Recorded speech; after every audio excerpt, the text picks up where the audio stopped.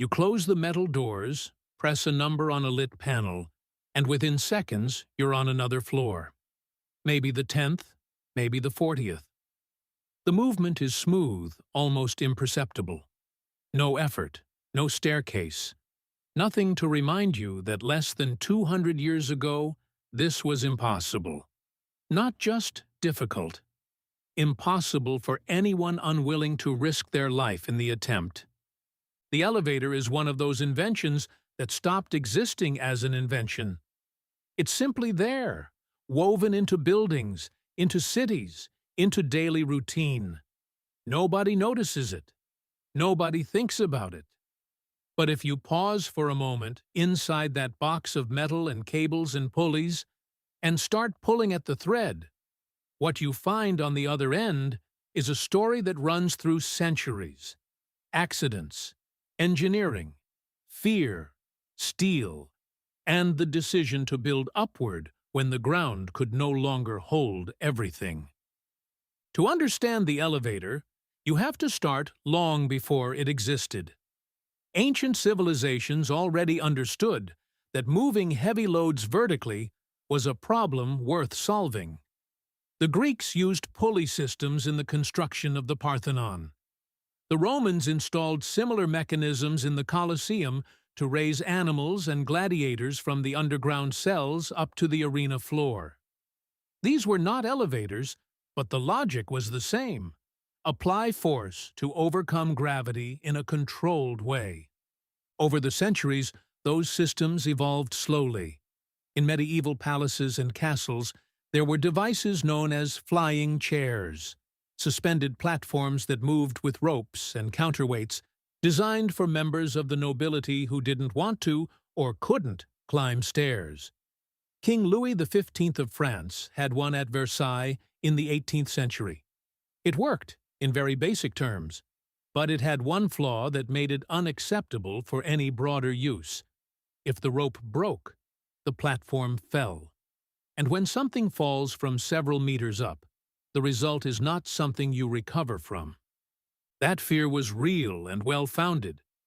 Every lifting system before the 19th century depended entirely on the integrity of a single rope or chain.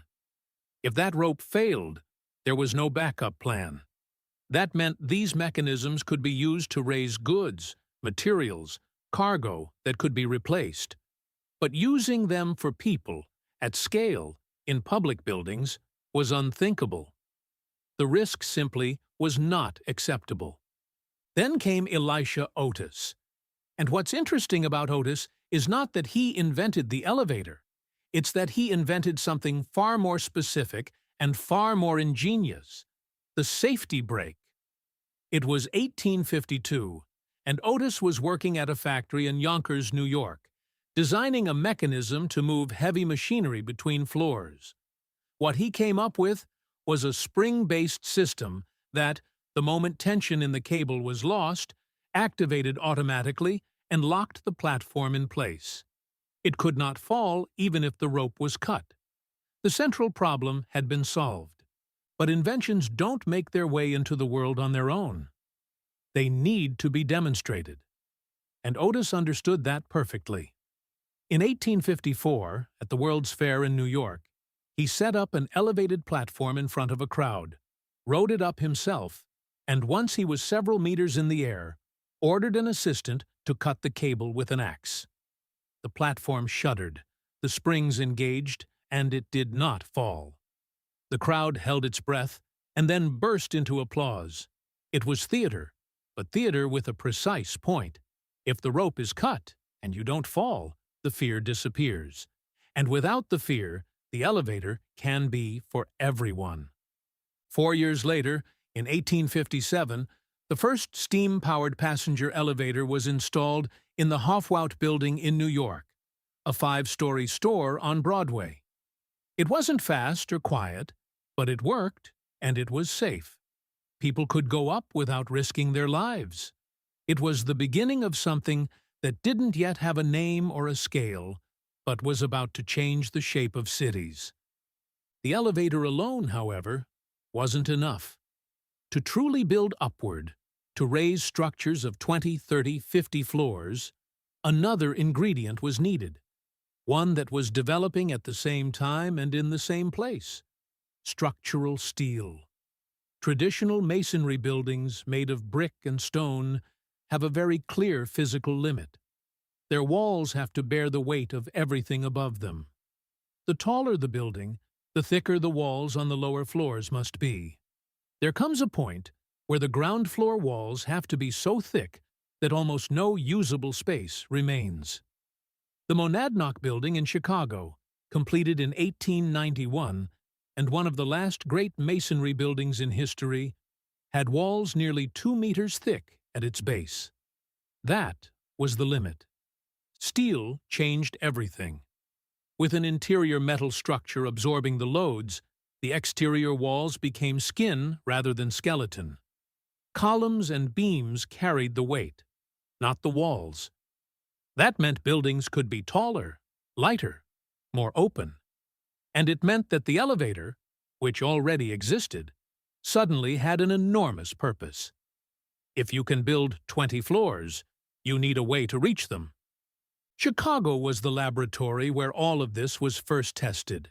After the Great Fire of 1871, which destroyed much of the city's downtown, builders had to reconstruct quickly and within a limited footprint.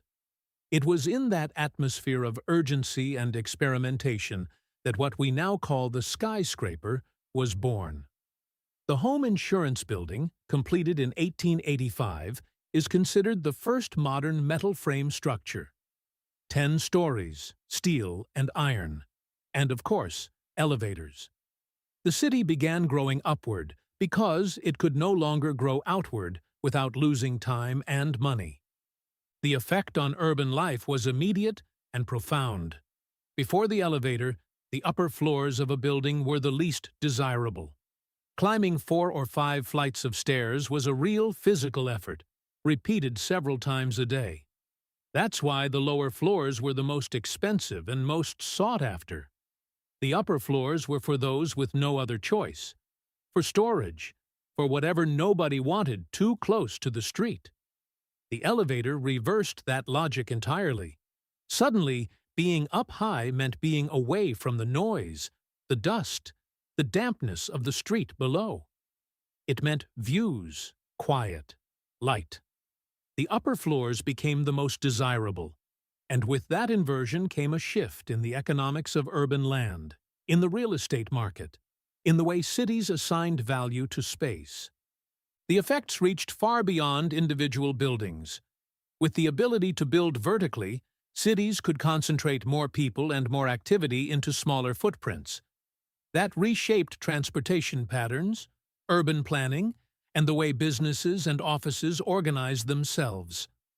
The modern concept of the financial district, the corporate block, the skyline as a city's identity, none of it exists without the elevator. New York, Chicago, Hong Kong, Shanghai are not what they are without that mechanism moving up and down between floors. Today, elevators are everywhere. There are more than 1 million in operation in the United States alone. In Japan, there is technology capable of moving a cabin at over 70 kilometers per hour.